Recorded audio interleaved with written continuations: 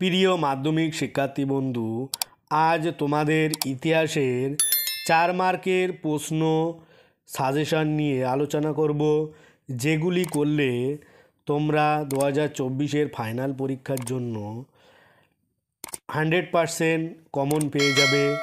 আর last minute এই যে সাজেশনগুলো দেওয়া হচ্ছে, এখান থেকে তোমরা যে 6টা 4 নম্বরে লিখতে হয় 4 6 24, এখান থেকে তোমরা 100% কমন পেয়ে যাবে।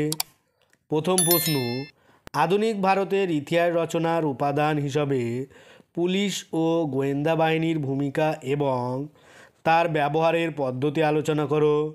2, চিকিৎসাবিদ্যা চর্চার ইতিহাসে মেডিকেল কলেজের অবদান আলোচনা করো। ভিডিওটি না টেনে শেষ পর্যন্ত দেখতে থাকুন। আরও নতুন নতুন গুরুত্বপূর্ণ প্রশ্ন তোমাদের সাথে শেয়ার করব, যেগুলো করলে তোমরা 100% কমন পাওয়ার সম্ভাবনা যেটা থাকছে, এখান থেকেই তোমরা পেয়ে যাবে 24 নম্বর। সেই 24 নম্বরের প্রশ্নের উত্তর তোমরা এখান থেকে লিখতে পারবে, সেটা নিঃসন্দেহে বলতে পারি। পরের প্রশ্ন 3, উচ্চশিক্ষার বিকাশে কলকাতা বিশ্ববিদ্যালয়ের অবদান আলোচনা করো, ভীষণ ইম্পর্টেন্ট। 4, সাম্প্রতিককালে খেলাধুলার ইতিহাস চর্চা কীভাবে জনপ্রিয় হয়ে উঠেছে। 5, ইতিহাসের উপাদান রূপে বঙ্গদর্শন এবং সোমপ্রকাশ পত্রিকা দুটির মূল্যায়ন করো, ভীষণ ইম্পর্টেন্ট। 6, আধুনিক ভারতের ইতিহাস চর্চার প্রধান উপাদানগুলি কী, এটাও খুব ইম্পর্টেন্ট। পরের প্রশ্ন 7, সাময়িক পত্র ও সংবাদপত্রের মধ্যে পার্থক্য কী। 8, নারী শিক্ষার প্রসারে ঈশ্বরচন্দ্র বিদ্যাসাগরের কী ভূমিকা ছিল, এটা তো পড়ার সম্ভাবনা প্রবল।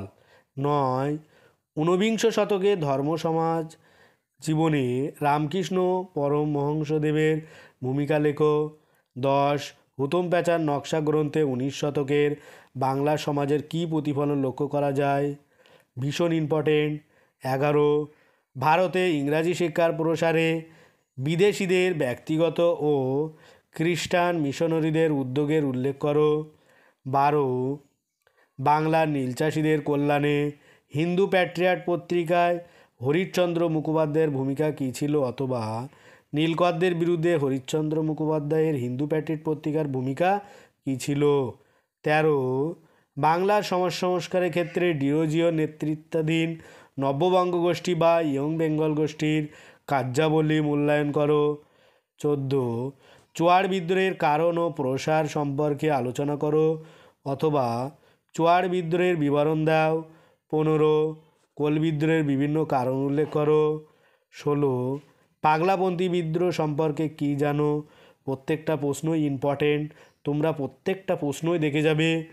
17, 1857 খ্রিস্টাব্দের বিদ্রোহকে সামন্ত শ্রেণীর বিদ্রোহ ও জাতীয় বিদ্রোহ বলার ক্ষেত্রে কী যুক্তি দেওয়া হয়। 18, মহাবিদ্রোহের প্রত্যক্ষ কারণ কী ছিল। 19, আনন্দমাঠ উপন্যাসটি কীভাবে জাতীয়তাবাদী চেতনার বিস্তারে সহায়তা করেছিল। 20, 19 শতকে ভারতীয় জাতীয়তাবাদের বিকাশের ক্ষেত্রে কোন বিষয়গুলি গুরুত্বপূর্ণ ভূমিকা রাখে। 21, সাঁওতাল বিদ্রোহের কারণ কী ছিল। 22, জাতীয় শিক্ষা পরিষদের উদ্যোগ এবং জাতীয় শিক্ষার প্রসার কেন ব্যর্থ হয়।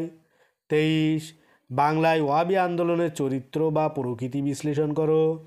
24, বঙ্গভাষা প্রকাশিকা সভা সম্পর্কে সংক্ষেপে আলোচনা করো, অথবা বঙ্গভাষা প্রকাশিকা সভা কে প্রথম রাজনৈতিক প্রতিষ্ঠান বলা হয় কেন। পরের প্রশ্ন 25, জাতীয় শিক্ষা পরিষদের উদ্যোগ এবং জাতীয় শিক্ষার পরিসর কেন ব্যর্থ হয়। 26, অসহযোগ আন্দোলনের পর্বে বাংলার কৃষক আন্দোলনের পরিচয় দাও। 27, আইন অমান্য আন্দোলনের সংক্ষিপ্ত পরিচয় দাও। 28, টিকা লেখো কিষাণ সভা অথবা নিখিল ভারত কিষাণ সভা। এই যে তোমাদের 28টি প্রশ্ন 4 মার্কে দেওয়া হলো, এখান থেকে তোমরা নিশ্চিতভাবে কমন পেয়ে যাবে 100-এ 100%। আর এই প্রশ্নগুলো তোমরা ভালোভাবে দেখে যাও। আজ ভিডিওটি এই পর্যন্ত। পরের ভিডিও পেতে চ্যানেলটি অবশ্যই সাবস্ক্রাইব করো আর পাশে থাকা বেল আইকনটি ক্লিক করো। সকলেই ভালো থাকো, সুস্থ থাকো। ভিডিওটি শেষ পর্যন্ত দেখার জন্য সবাইকে অনেক অনেক অভিনন্দন।